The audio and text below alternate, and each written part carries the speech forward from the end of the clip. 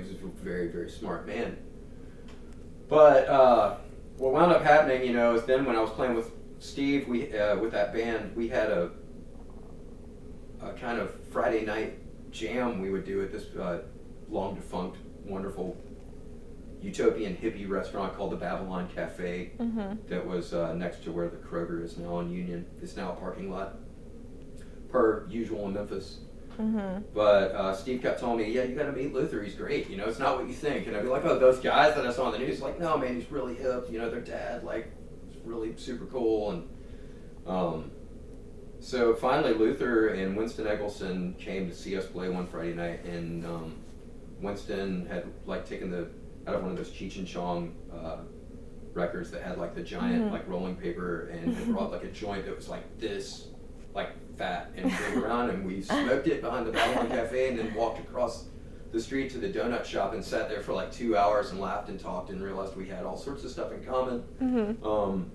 And it kind of opened my eyes because we both liked a lot of the same jazz and stuff that he had learned from his father's immense, what I was soon to find out, immense record collection.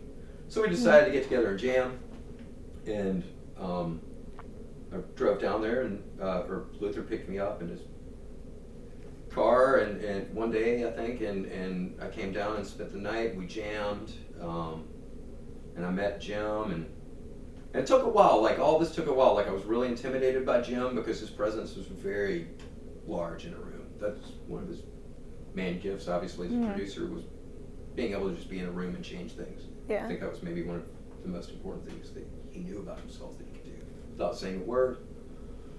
And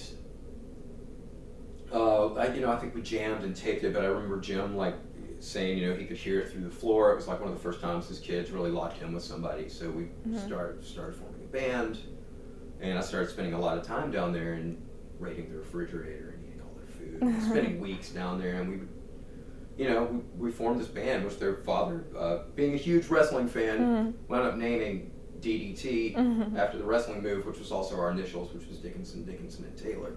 So for him, he's like, that's perfect, I've got it.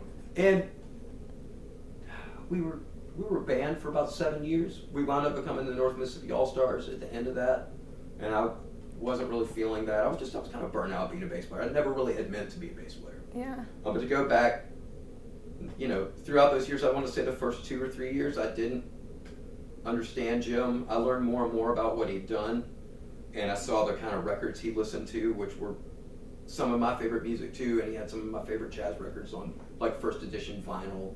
And I came to find out that he had done Big Star's Third, and like all the stuff that I didn't equate with this redneck that I'd seen on TV. And he's the most important like influence in my life, bar none. I didn't realize at the time that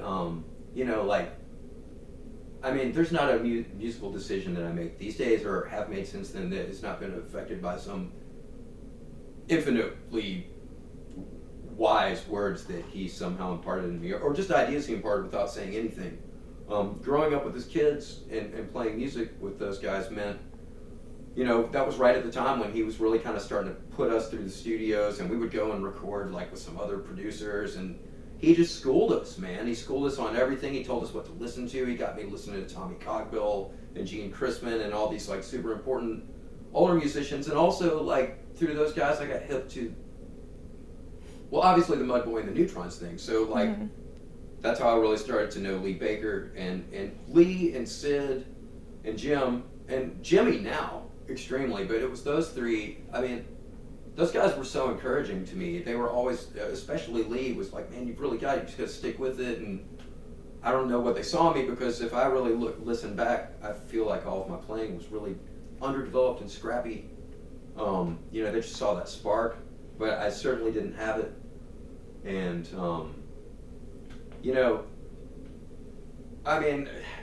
I digress. I'm not really sure what to say. It's just like little by little throughout those formative years, Jim taught all of us, like, how to be good musicians, how to record, super important. Like, no amount of money could buy it, and you couldn't learn it from a school. You couldn't learn it from a lot of producers, because I just don't think they could ingrain it in you. But he just had a way and all of his stories and his presence being one thing, but also his extreme knowledge about time and how music, the different aspects of a rhythm section should interlock, and how to listen for time and how to not rush or drag. I mean, God, I remember him yelling through a solid state amp. Well, and the other thing is we backed him up. We wound up being like his backing band, you know? So we would play with him, and he rocked harder and screamed harder and more punk rock and aggressive and louder than anybody I've ever heard before or since, you know, for all the punk rock I had ever heard. And any rock and roll now, like, to this day, the most, like, rah, like, yowl that I've ever heard is that man. And I remember him just yelling, like, at Cody or any of us through, like, that just loud, solid-state amplifier, like, you're trying! Or, you know, like, just, you know, and that stuff, it made a huge impression, you know?